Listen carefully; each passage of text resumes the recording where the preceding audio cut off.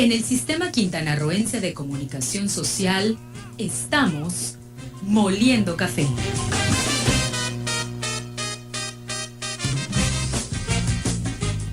¿Quieres disfrutar un rico cafecito en domingo? La mejor manera de terminar y comenzar la semana. Moliendo Café, su revista dominical.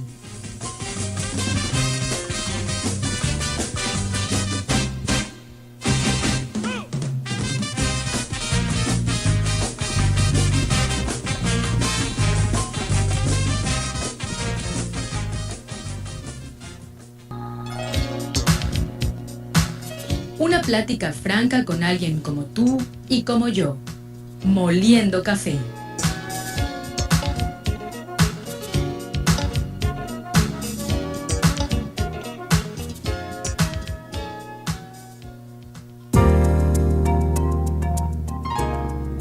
Doce de la tarde con 8 minutos. Recordamos nuestro teléfono para mensajes de texto y desde luego también el tan socorrido actualmente WhatsApp 983-83-91193, repito 983-83-91193. Este número ya nos mandaron mensajes Eria Bojorges, que siempre nos sigue, nos da mucho gusto saludarla este domingo, y también nuestro amigo Isidro Rivero nos dijo que ya nos está sintonizando. Bienvenidos a este encuentro con la información, la opinión y la noticia. Y hoy, les adelantaba hace unos momentos, tenemos la grata visita del fiscal general de Quintana Roo.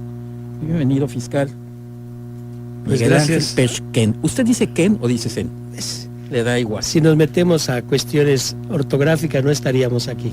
Pues bueno, la pronunciación maya es muy conocida Así aquí es. entre los que tenemos Así tantos es. años en la península de Yucatán. Es correcto. Los nativos de aquí, pero pues la gente le sé. Ninguna pronunciación ofende, al contrario. Lo importante es la persona. Al contrario, que porta. es correcto. Si Oscar, dignifica o no dignifica el apellido, de eso se trata. Exacto. Pues es un gusto, un placer estar en mi casa, siempre lo he dicho y lo vuelvo a recordar. El Sistema Quintanarroense de Comunicación Social pues fue una de las primeras que me abrió la puerta jurídicamente hablando.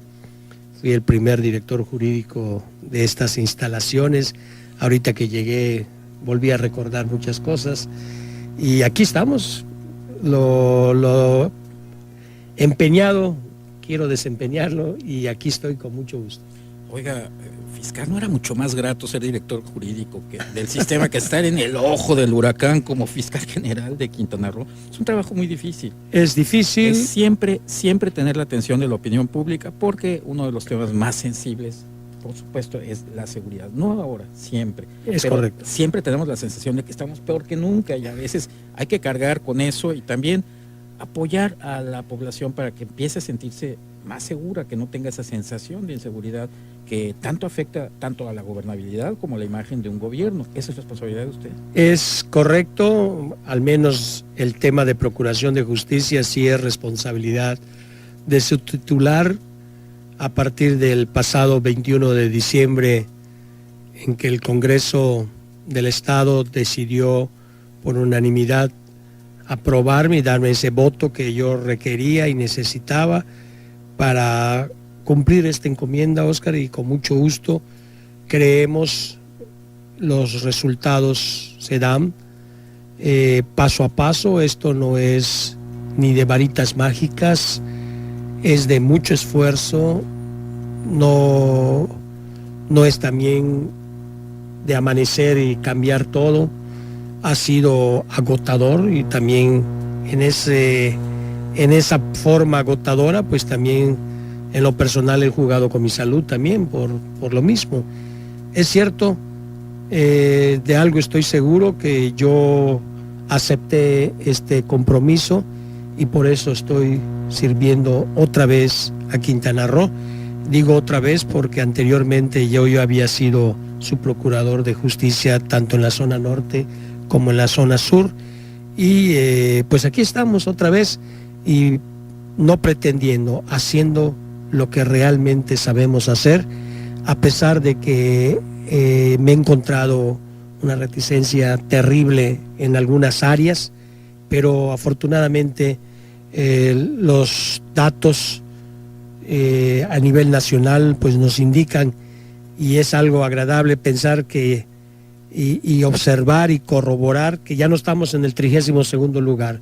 Hemos avanzado paso a paso estos temas de procuración de justicia. Hace falta mucho que hacer, hace falta mucha investigación, hace falta mucho de los servicios periciales, estamos conscientes, pero hay otros rubros donde hemos avanzado en forma decidida para lograr que todo funcionario, todo servidor público, todo policía ministerial, todo de los servicios periciales, todos en general, quienes me acompañan en esta función, pues verdaderamente estemos atentos para servir a la ciudadanía, que fue el primer tema sensible que buscamos cambiar ante esa imagen que desafortunadamente la extinta Procuraduría General de Justicia, después convertida a Fiscalía, tenía ante la sociedad. Y esos son los pasos que estamos dando y lo vamos a lograr, por supuesto, primero con la confianza de la sociedad, con entender que no solamente es trabajo del fiscal y de los policías, sino que también es trabajo de la sociedad al denunciar, al estar pendientes, etcétera. Pues yo creo que si tuviéramos 50 estados como Estados Unidos, hubiéramos ido al lugar 50. Si fuimos el 32 porque ya no había para abajo. Pero se encuentra después de casi 4 meses de iniciado este gobierno, el fiscal general, con que el gobernador Carlos Joaquín lo llama y lo propone para asumir esta responsabilidad que finalmente le confiere la soberanía popular del Congreso. Es correcto. Pero se encuentra un desbarajuste, porque el fiscal anterior pues se consideraba una herencia. Ya no queremos seguir con la misma cantaleta, pero se impone como del paquete de impunidad aquel famoso, de la encerrona en un hotel de lujo para blindar la salida de un gobierno anterior que finalmente fue cayendo en sus barreras, y una de las más importantes era la presencia de un fiscal a modo. Sabemos que ahora no fue, pero eso también implica una enorme responsabilidad ante la opinión pública. La gente tenía una expectativa no solo del nuevo fiscal, sino desde que estaba en campaña Carlos Joaquín González, de no solo de mejorar la situación de la Procuración de Justicia, sino de hacer justicia con los funcionarios anteriores que hubieran cometido conductas irregulares o de plano delictivas. Esto, como bien dice, no hay varitas mágicas. ¿Qué debe esperar actualmente la ciudadanía? ¿Cómo va este trabajo justiciero? Ante esa confianza que la ciudadanía nos ha otorgado a través del Congreso de la 15ª legislatura, pues hemos dado los primeros pasos. En efecto, nos encontramos un caos, vamos a decir, en todo lo que es o eran los expedientes, carpetas averiguaciones previas olvidadas, embodegadas, Oscar. Tenemos las fotos, las evidencias de lo que encontramos, una falta de alimentación a la estadística en estos trabajos. Hoy, en los tiempos modernos, sin estadística no hay presupuesto. Todo se mide a través de estadística. ¿Qué es lo que tú hiciste? Y eso donde lo tengo que corroborar es a través de las estadísticas. Entonces, una opacidad terrible en el sentido de que se les había olvidado que había que alimentar todos los sistemas estadísticos para que INEGI pudiera tener una información confiable. Eso nos afecta en todo. Y esto fue uno de los primeros pasos. Adicionalmente, en efecto, esta herencia que se convirtió en un clamor no solamente de la sociedad, sino de las necesidades de Quintana Roo, pues también la debida integración de las carpetas contra estos exservidores públicos y todo el detrimento patrimonial que se había ocasionado al Estado, pues tuvimos también que armar, aunque algunas voces, ¿verdad?, pues estaban apostándole a que nunca se iba a lograr nada, ¿no? Es lamentable que escuchemos la queja, pero no estoy dispuesto a hacer nada por cambiar esta situación. Y nosotros precisamente con trabajo decidimos realizarlo. Las primeras detenciones de exfuncionarios las realizaron incluso escoltas del actual fiscal, para que no se nos pierda el control, ¿no? O sea, si me dices que no tengo confianza, pues yo tengo que meter gente que sí tengo confianza para que ellos hagan las detenciones. Pues es que ya estamos muy mal acostumbrados porque les estuvimos tratando de cuidar las manitas durante 5 años y medio. Y sí se logró. Hoy esas primeras detenciones se han logrado, ya se les negaron los amparos por las vinculaciones que tienen ante los jueces de control. Tenemos otras órdenes de aprehensión. El principal, ¿verdad? Porque también todo mundo hablaba de que los charalitos son los únicos que caían en la pesca, y cuando cae el tiburón, ¿verdad? Pues ahora también se duda de que el tiburón llegue en algún momento a Quintana Roo, cuando eso es un trabajo que no solamente lo estamos realizando, sino que estamos ahora sí con la labor de la PGR a través de la Subprocuraduría de Asuntos Internacionales. Se está litigando este proceso en la República de Panamá, y los términos de los convenios de extradición pues no los fija el fiscal de Quintana Roo, ni tampoco lo fija el Procurador General de la República, ¿verdad? La Secretaría de Relaciones Exteriores. Las Relaciones Exteriores a través de estos convenios, y por supuesto pues esperamos que una vez terminado este proceso tengamos a este personaje aquí en México. Y tengo que decir que va a venir a México, pero ante el juez que solicitó federal, y nosotros nos vamos a adherir de las 3 que tenemos, aunque tengamos que estar litigando nuestros asuntos a través de exhortos y demás.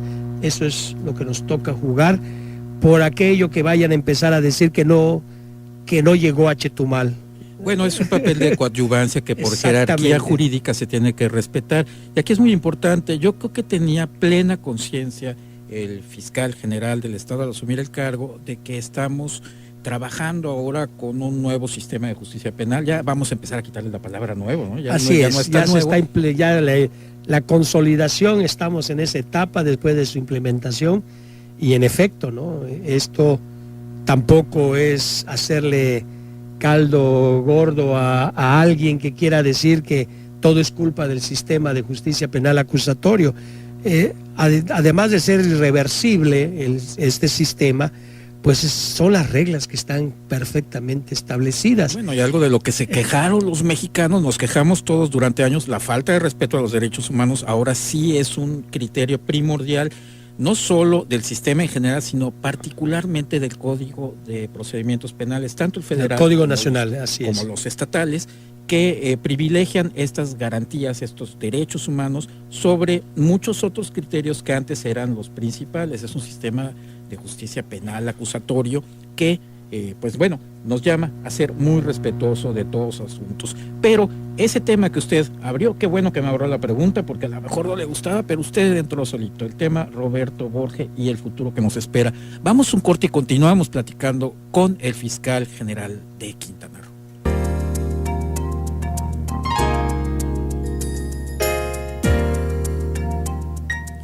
Continuamos en su programa Moliendo Café. Les recuerdo nuestro número para mensajes de texto y WhatsApp, el 983-83-91193, 983-83-91193. En esta charla con el fiscal general de Quintana Roo, Miguel Ángel Pechquén, se integra ahora el abogado Ramón Humberto González Reyes. Él viene a platicarnos de un tema muy interesante un poquito más adelante sobre lo que se está haciendo y las posibilidades que se abren para la lucha por los límites del estado de Quintana Roo en ese litigio que mantiene con Campeche, adherido Yucatán en los últimos años. Pero pues como él es abogado y además es un experto del micrófono, muchos años de estar en estos mismos micrófonos, muchos años, pues bueno, ya está integrado a la charla. Bienvenido, Ramón. Gracias, muy amable. Pues estábamos entonces en ese tema. ¿Qué cabe esperar en cuanto a la extradición? Número uno, se han filtrado varias voces vinculadas a la Procuraduría General de la República, la Fiscalía de la Nación, en el sentido de que estarían echándose para atrás en la acusación del único delito federal grave que se le finca a Roberto Borge Angulo con fines de extradición, que es el de delincuencia organizada, de tal manera que quedarían solamente los del fuero común.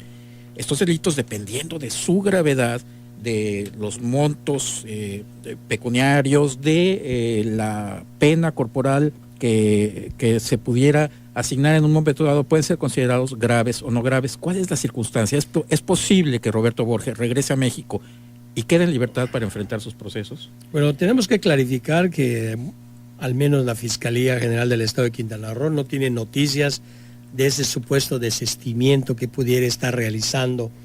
El procedimiento de extradición ya fue, vamos a decir, ya hubo la primera audiencia donde el Estado mexicano presentó sus pretensiones en la extradición, las partes postulantes, ¿verdad? O sea, tanto la República Mexicana a través de la Cancillería tiene su fiscal, vamos a decir, que defiende sus intereses, y la defensa de este exgobernador ya hicieron los alegatos que debieron haber hecho en su momento, uno diciendo que era necesario que mantenga la libertad, el procedimiento extraditorio en libertad, y la Fiscalía de Panamá señalando de que, dadas las características del personaje y el poder adquisitivo que se ha ostentado, pues no era prudente. Finalmente los jueces de Panamá determinaron que el proceso de extradición siga Roberto Borge en prisión preventiva hasta su culminación. Entonces, en este proceso de extradición no hay ningún desistimiento, ¿no? Los delitos federales por los cuales está siendo procesado, insisto, Quintana Roo adicionó 3 carpetas administrativas de 3 diferentes jueces que obsequiaron estas órdenes de aprehensión, que adicionalmente a la orden de aprehensión de un juez federal del Estado de México, juez de control federal en sistema acusatorio, se adicionaron las nuestras en ese proceso. Hay que aclarar, Oscar, que ya no estamos en esos términos de delitos graves, no porque el fiscal no quiera que se digan así, sino porque la legislación lo ha desaparecido. Antes era una facultad exclusiva de las legislaturas locales determinar en un numerus clausus, decir son delitos graves porque el Congreso de Quintana Roo, el de Yucatán, el de Campeche, el de la Ciudad de México lo determinó, los siguientes.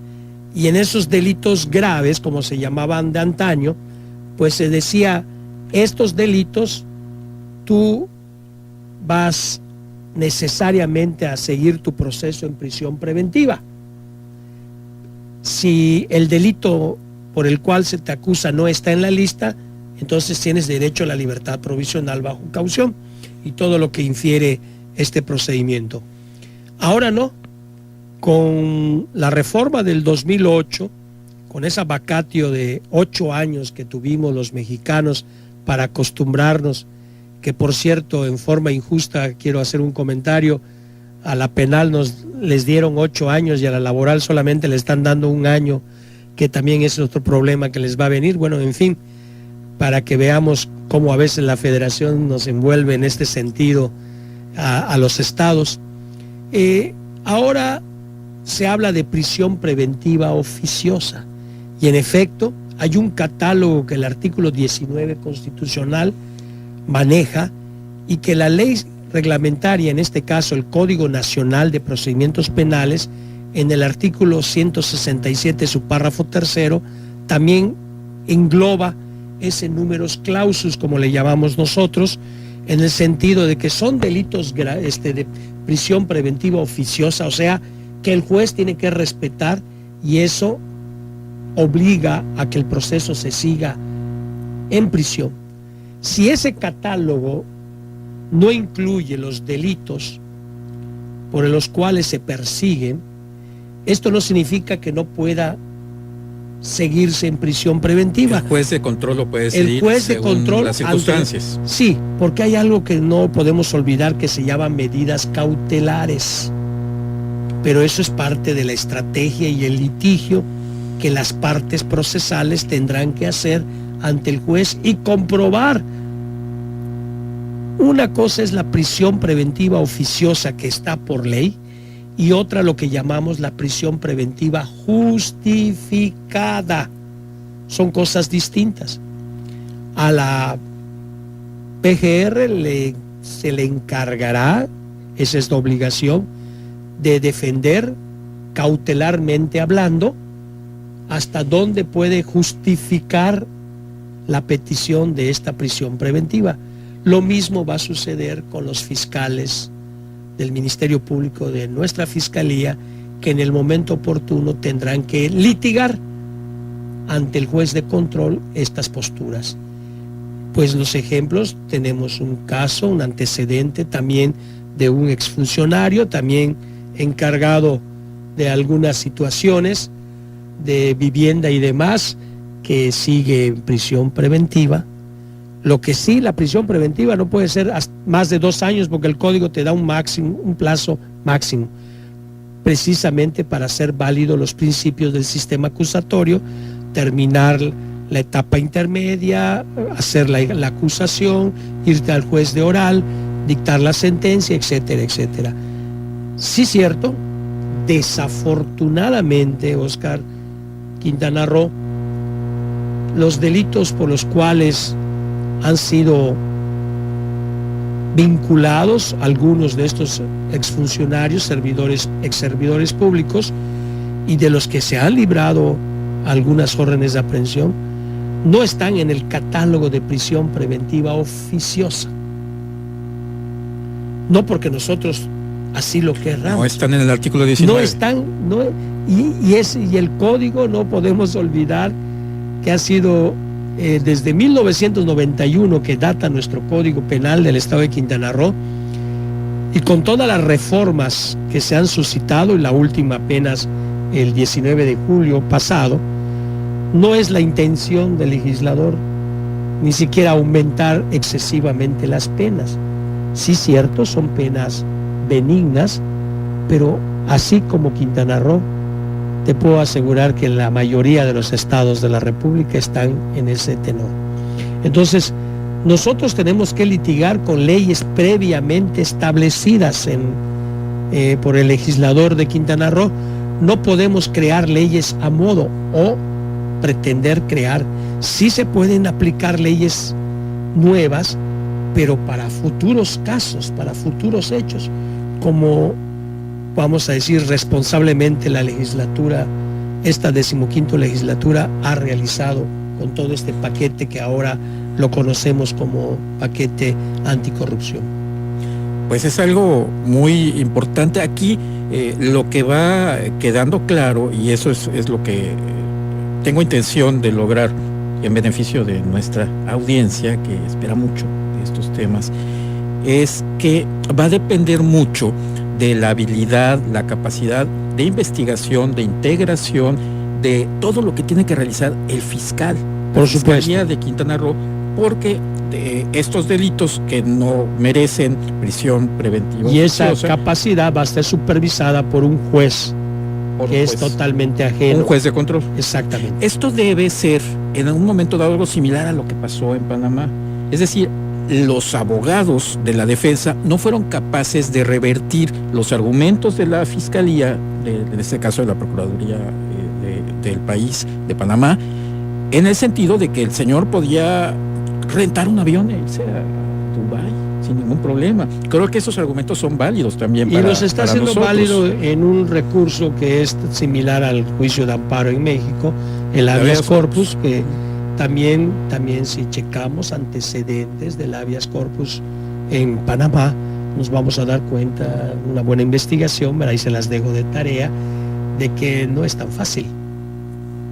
Ahora, yo creo y estoy consciente de que la subsecretaria la Subprocuraduría de Asuntos Internacionales, en coordinación a todo lo que es las de relaciones exteriores, han tomado las precauciones necesarias para defender ese habeas corpus como debe de ser, siendo que México terceros interesados, pues nosotros como nación estamos interesados también en tener. Lo que sí es una realidad es que adicionalmente a la carpeta administrativa federal, donde existe un delito de orden federal, Quintana Roo adicionó 3 carpetas más por diferentes hechos, de los cuales pues ya oportunamente fueron dados a conocer a la defensa del señor Roberto Borge. Pues entonces no está débil la Procuraduría, la Procuración de Justicia en manos de la Fiscalía General de Quintana Roo, ante esta remota posibilidad de las cuales ahora nos aclaran que no tiene noticia, de que el señor libre los delitos federales que sí están en ese catálogo. O sea, los que como son, Fiscalía no sabemos de un posible desistimiento. Oficioso. Siguen el trámite desde que fueron presentados los primeros 60 días y ahorita seguimos en otros 60 días para definir finalmente entre noviembre y enero si se otorga directamente la autorización del traslado. Todo es ahora sí que conforme a los convenios internacionales que existen entre ambas repúblicas y así es en todo tipo de procedimientos. No impide, ¿verdad?, que cada quien promueva los recursos que consideren aptos y necesarios para lograr cada quien su objetivo, que es lo que está en este momento la PGR litigando a nivel internacional. Una pregunta de opinión, señor fiscal. ¿Usted siente que el habeas corpus es un recurso menos benigno que ese histórico juicio de amparo que inventaron grandes juristas como Manuel Crescencio Rejón, como Mariano Otero, sea más bonachón? Es decir, aquí vemos cada rato los pillos que tienen dinero suficiente para litigar bien, para contratar a los grandes abogados defensores de muchos ladrones, y salen en libertad. Eso lo vemos como hecho. ¿Usted siente que estamos listos para cambiar esa visión de las cosas? Tal vez no eran tan profesionales las procuradurías hoy, en su mayoría fiscalías, como lo son ahora.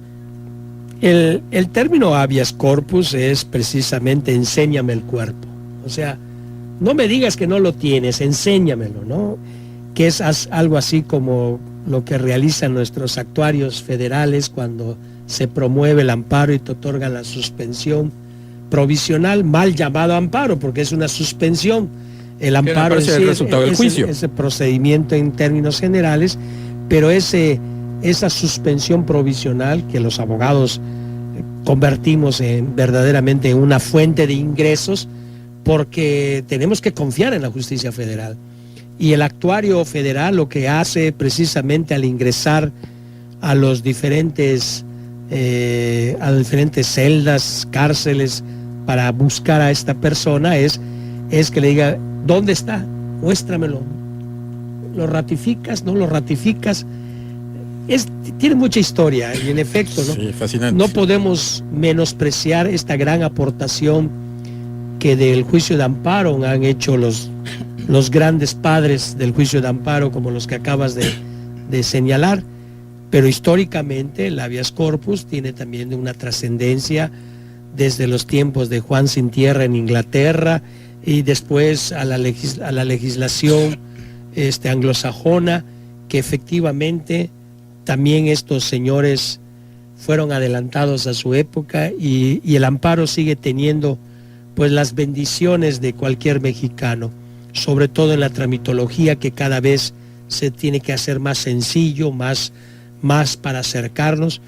El día en que el mexicano deje de pensar que el amparo es la solución de sus problemas, ese día la justicia también perderá su esencia, al menos en nuestro país. Y yo creo que esa misma esencia que los mexicanos le debemos y le agradecemos al juicio de amparo, pues también en algunas legislaciones, como el caso de Panamá, lo tienen como un recurso extraordinario para promover por posibles violaciones. En el caso de México, posibles violaciones a los derechos humanos, como ahora se le llama, antes garantías individuales, y que ahora pues también puede la defensa pensar que hay violaciones a ciertas razones de procedimiento. Pero insisto, son procedimientos que ahí están y que cualquier defensor de alguien que se jacte de ser defensor, pues tiene la obligación de promover. Y nosotros somos respetuosos de los resultados, ¿verdad? No estamos imponiendo, sino que el procedimiento para solicitar una orden de aprehensión, nosotros lo cuidamos. Si hay la orden de aprehensión, quiere decir de que hay elementos conforme al artículo 16 de la propia Constitución, y si después una persona es vinculada al proceso tras la ratificación de su legal detención, quiere decir que hay elementos de procesamiento y dependen de los tiempos que también el juez, si es prisión preventiva oficiosa o justificada, determina para cada caso, no solamente en los que están marcados en la Constitución, sino todos los delitos ahora requieren este procedimiento. Usted que conoce muy bien cómo funcionan las estaciones de radio, sabrá que tenemos que ir a un corte y continuamos con esta muy interesante charla. Ramón Humberto tiene preguntas muy buenas para el señor fiscal de Quintana Roo. Vamos a un corte.